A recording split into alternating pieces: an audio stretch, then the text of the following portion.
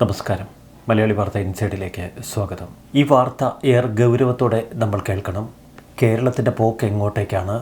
തിരുവനന്തപുരത്ത് അഫാൻ എന്ന് പറയുന്ന ഒരു യുവാവ് സ്വന്തം കുടുംബത്തിലെ 5 പേരെ ചുറ്റിക കൊണ്ട് തലക്കടിച്ച് കൊന്നുകളഞ്ഞ അവനെ ഇപ്പോൾ പോലീസ് ബൊറോട്ടയും ചിക്കനും മീനുമൊക്കെ വാങ്ങിക്കൊടുത്ത് കൊണ്ടു നടക്കുന്ന കാഴ്ച.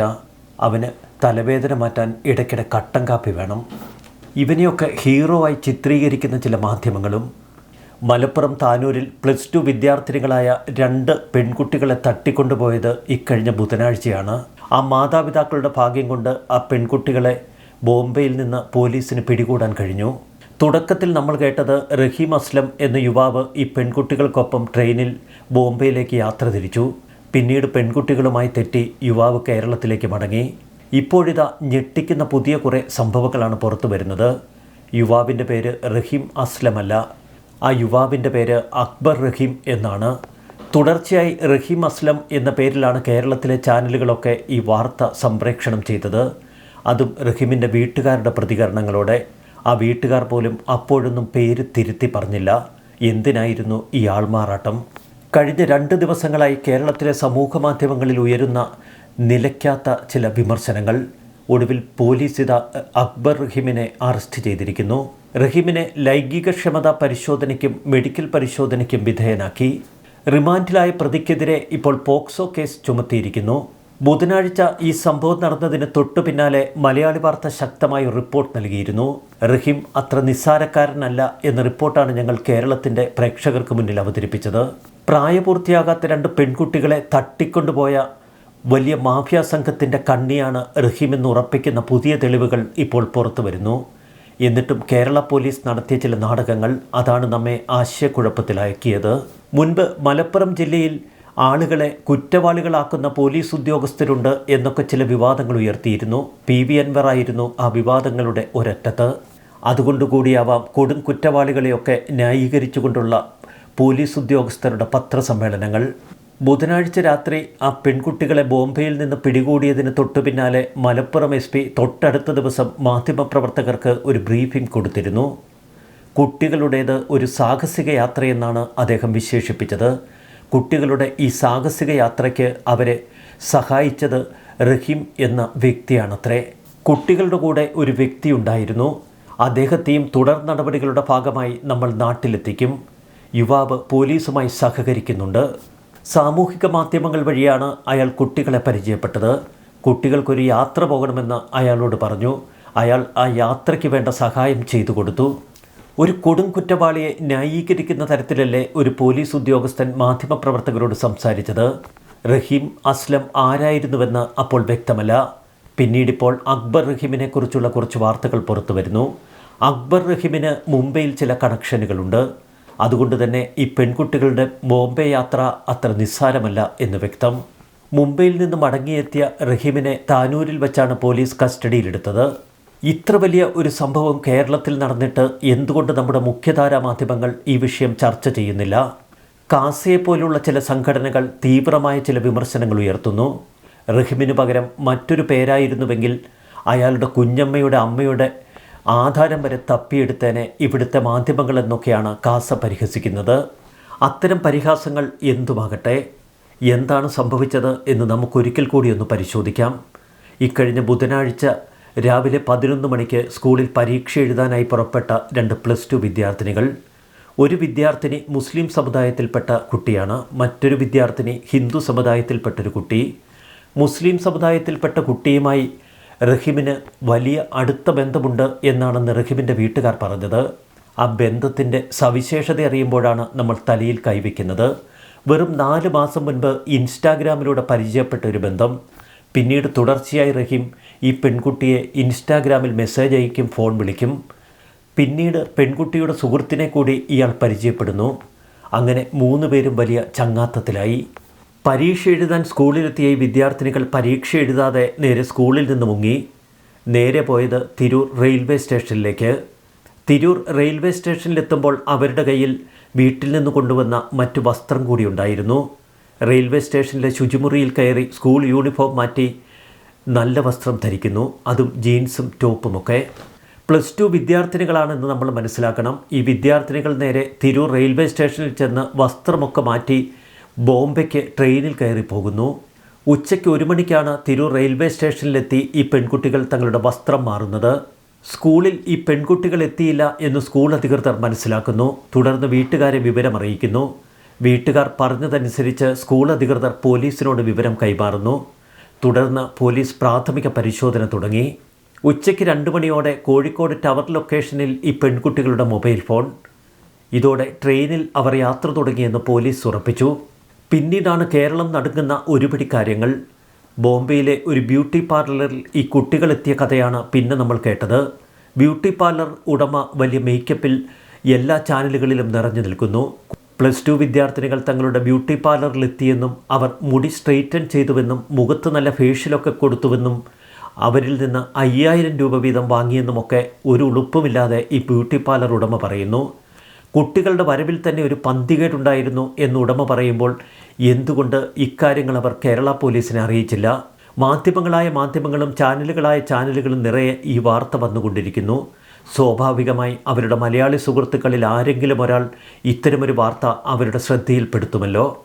കോഴിക്കോട് നിന്ന് ബോംബെയിലേക്ക് ഒരെത്തും പിടിയുമില്ലാതെ പുറപ്പെട്ട പെൺകുട്ടികൾ അവരെങ്ങനെ കൃത്യമായി ഈ മലയാളിയുടെ ബ്യൂട്ടി പാർലർ തിരഞ്ഞെടുത്തു?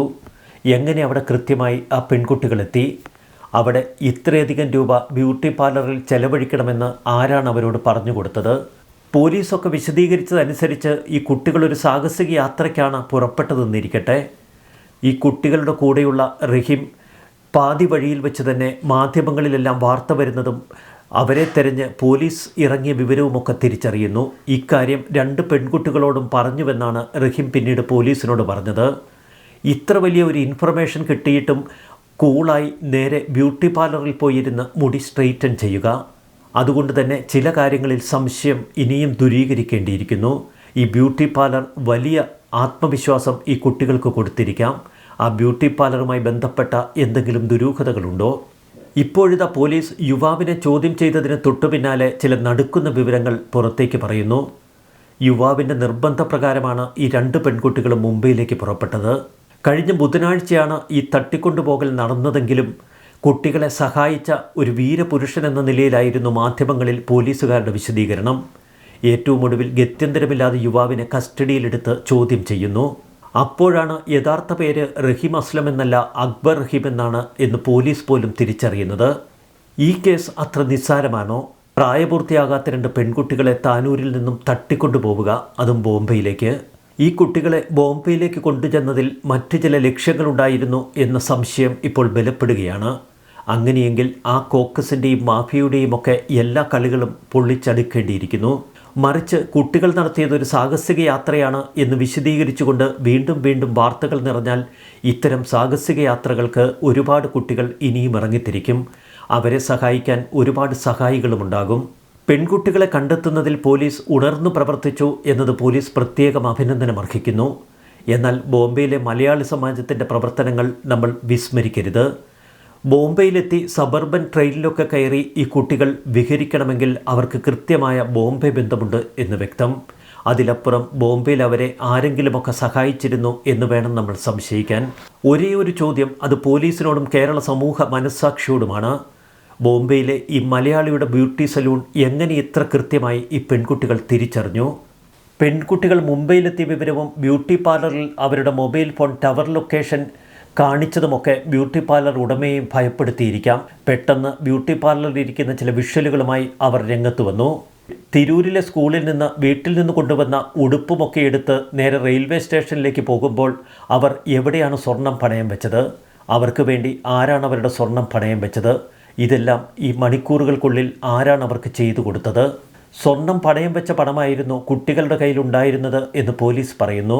ഇത്ര പച്ചയായ തട്ടിക്കൊണ്ടുപോകൽ നടന്നിട്ടും റഹീമിൻ്റെ മാതാപിതാക്കളും കുടുംബക്കാരുമൊക്കെ പുറത്തിറങ്ങി മാധ്യമപ്രവർത്തകർക്ക് മുന്നിൽ പച്ചയ്ക്ക് ന്യായീകരിക്കുന്നത് നമുക്ക് ഉളുപ്പ് തോന്നുന്നില്ലേ? ഈ സംഭവത്തിൽ മതവും രാഷ്ട്രീയവും ഒന്നും കലർത്തേണ്ട. കേരളത്തിലെ കുട്ടികൾ സുരക്ഷിതരായിരിക്കണം എന്ന സന്ദേശം ഒരിക്കൽ കൂടി നമുക്ക് നൽകുന്ന ഒരു ദുരന്തമാണിത്.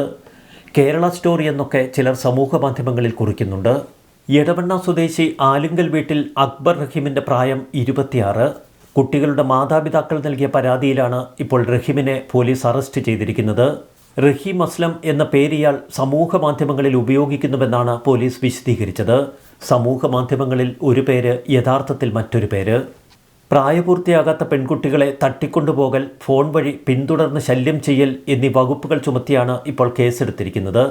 സ്വർണം വിൽപ്പന നടത്തി കുട്ടികൾ പണം കണ്ടെത്തിയതിൻ്റെ കൃത്യമായ രേഖകൾ കണ്ടെത്തിയിരിക്കുന്നു. റഹീമും കുട്ടികളും ആദ്യമായാണ് ബോംബെയിൽ പോയതെന്നൊക്കെ റഹീമിൻ്റെ വീട്ടുകാർ വിവരിച്ചിരുന്നു. എന്നാൽ ബോംബെയിൽ റഹീമിന് ചില കണക്ഷനുകൾ ഉണ്ട് എന്ന സ്ഥിരീകരിക്കുന്ന വിവരവും പുറത്തു വരുന്നു. പെൺകുട്ടികളെ കടത്തിക്കൊണ്ടുപോയ റഹീം അസ്ലമിനെക്കുറിച്ച് കൂടുതൽ വിവരങ്ങൾ അന്വേഷിക്കണമെന്ന് ഇപ്പോൾ നിരവധി പേർ കേരളത്തിൽ ആവശ്യപ്പെടുന്നു. ഇത് സംബന്ധിച്ച നിരവധി വിമർശനങ്ങളും കുറിപ്പുകളുമാണ് സമൂഹ മാധ്യമങ്ങളിൽ നിറയുന്നത്. എന്തിനാണ് കുട്ടികൾ വീട് വിട്ടിറങ്ങിയത് എന്ന കാര്യത്തിൽ വ്യക്തത വരുത്തേണ്ടിയിരിക്കുന്നു. മാധ്യമങ്ങളും മറ്റുള്ളവരുമൊക്കെ ബോധപൂർവം പെൺകുട്ടികളെ ഇവിടെ നിന്ന് കൊണ്ടുപോയ റഹീം എന്ന യുവാവിൻ്റെ വിവരങ്ങൾ മറച്ചുപിടിക്കുകയാണ് എന്ന പരാതി കാസ ഉൾപ്പെടെയുള്ള സംഘടനകൾ ഉയർത്തുന്നു. കാസ ഫേസ്ബുക്കിൽ പങ്കുവെച്ച ഒരു കുറിപ്പ് അതിങ്ങനെ: താനൂരിലെ പെൺകുട്ടികളെ തിരിച്ചു കിട്ടി എന്ന് പറഞ്ഞ് അന്വേഷണം അവസാനിപ്പിക്കരുത്. ഭാഗ്യം കൊണ്ട് മാത്രമാണ് പെൺകുട്ടികളെ മാതാപിതാക്കൾക്ക് തിരികെ ലഭിച്ചത്. അല്ലായെങ്കിൽ അവർ മറ്റെവിടെയെങ്കിലും എത്തപ്പെട്ടേനെ. മുംബൈ ഛത്രപതി ശിവാജി ടെർമിനലിൽ ആദ്യമായി എത്തുന്ന ഭാഷയറിയാവുന്ന 40 വയസ്സുള്ള മലയാളി പോലും വഴിയും പോകേണ്ട മാർഗങ്ങളും അറിയാതെ അന്താളിച്ച് നിൽക്കുമെന്നിരിക്കെ മലയാളം മാത്രമറിയാവുന്ന പ്രായപൂർത്തിയാകാത്ത 2 പെൺകുട്ടികൾ എങ്ങനെ അവിടെ നിന്നും മാറിയുള്ള മലയാളിയുടെ ബ്യൂട്ടി പാർലറിൽ തന്നെ ഇത്ര കൃത്യമായി എത്തി? ഇതിൽ ദുരൂഹതയുണ്ട്. പാലാരിവട്ടംകാരനായ ഒരു പ്രിൻസിൻ്റെ ഉടമസ്ഥതയിലുള്ളതാണ് ബ്യൂട്ടി പാർലർ എന്നും ഏതാനും വർഷം മുൻപ് മറ്റൊരു പേരിൽ പ്രവർത്തിച്ചിരുന്ന ബ്യൂട്ടി പാർലറിൽ നിന്നും മുംബൈ പോലീസ് റെയ്ഡ് നടത്തിയതായും നിരവധി മലയാളി പെൺകുട്ടികളെ അടക്കം അനാശാസ്യത്തിന് പിടികൂടിയതായും മുംബൈ മലയാളികൾ തന്നെ വെളിപ്പെടുത്തുന്നതായി വാർത്തകൾ പുറത്തു വരുന്നു. കുട്ടികളെ തിരിച്ചറിയാതിരിക്കാനും മോഡേൺ ലുക്ക് ലഭിക്കാനും വേണ്ടി ആ രൂപം മാറ്റൽ ബ്യൂട്ടി പാർലർ നടത്തിപ്പുകാരിയായ സ്ത്രീയുടെ വക സൗജന്യമായിരുന്നു. മുടിയും വെട്ടി പുരുകവും നല്ല ഷേപ്പാക്കി ഗ്ലാമർ കിട്ടി ആ കുട്ടികളെ അവർ എവിടെയെങ്കിലും എത്തിക്കാൻ തിടുക്കപ്പെട്ടതാണോ? മലയാളം ചാനലുകളിൽ വാർത്ത വന്ന് മുംബൈയിൽ തന്നെ മലയാളികൾ അറിഞ്ഞു തുടങ്ങിയതും ഒപ്പം പെൺകുട്ടികൾ മുംബൈയിലെത്തിയിട്ടുണ്ട് എന്ന് കേരള പോലീസ് കണ്ടെത്തി കഴിഞ്ഞുവെന്നതും പോലീസ് പുറകെ ഉണ്ടെന്നതും വാർത്തകൾ കണ്ടതോടെയാണോ കഥ മാറ്റിയതെന്നും അന്വേഷിക്കണം. ഇവിടെ മാധ്യമങ്ങളും മറ്റുള്ളവരും ബോധപൂർവം പെൺകുട്ടികളെ ഇവിടെ നിന്ന് കൊണ്ടുപോയ റഹീം എന്ന യുവാവിനെ മറച്ചു പിടിക്കുകയാണ്. മാധ്യമങ്ങളും പോലീസും റഹീമിനെക്കുറിച്ചുള്ള ഒരു വിവരങ്ങളും പുറത്തു വരുന്നില്ല. കുട്ടികളെ മുംബൈയിലേക്ക് കൊണ്ടുപോകാൻ റഹീമിൻ്റെ പങ്കും അവൻ്റെ നാട്ടിലെ മുംബൈയിലുള്ള ബന്ധങ്ങളും അന്വേഷിക്കണം. റഹീമിന് പകരം ഒരു രാജേഷാണ് കുട്ടികളെ കൊണ്ടുപോയതെങ്കിൽ കാണാമായിരുന്നു. രാജേഷിൻ്റെ കുഞ്ഞമ്മയുടെ ആധാർ കാർഡിൻ്റെ കോപ്പി വരെ മാധ്യമങ്ങൾ പുറത്തുവിട്ടേനെ. പാവം മാതാപിതാക്കൾ ഈ വിഷയത്തിൽ നിരപരാധികളാണ്. അവർക്കതിനെക്കുറിച്ച് ഒരു അറിവുമില്ല. എന്നാൽ പെൺകുട്ടികളെ തിരിച്ചു കിട്ടിയതോടെ മക്കളുടെ ആഗ്രഹം സാധിച്ചു കൊടുക്കാത്ത രീതിയിൽ മാതാപിതാക്കളിലേക്കാണ് ചർച്ച മാധ്യമങ്ങൾ കൊണ്ടുപോകുന്നത്. താനൂർ പോലീസ് ഈ കേസ് ഒരു മാൻ മിസ്സിംഗ് കേസ് മാത്രമായി എടുത്ത് കുട്ടികളെ തിരിച്ചു കിട്ടിയതിനെ തുടർന്ന് ക്ലോസ് ചെയ്യരുത്. സമഗ്രമായ അന്വേഷണം വേണം. കാസയുടെ ആരോപണങ്ങളുടെ ഉത്തരവാദിത്വം നമുക്ക് ഏറ്റെടുക്കാൻ കഴിയില്ല. എങ്കിലും കാസ പോലെയുള്ള ചില സംഘടനകൾ ഉയർത്തുന്ന ഇത്തരം ആക്ഷേപങ്ങൾ കൂടി പോലീസ് പരിശോധിക്കേണ്ടിയിരിക്കുന്നു. ന്യൂസ് ഡെസ്ക് മലയാളി വാർത്ത ഇൻസൈഡ്.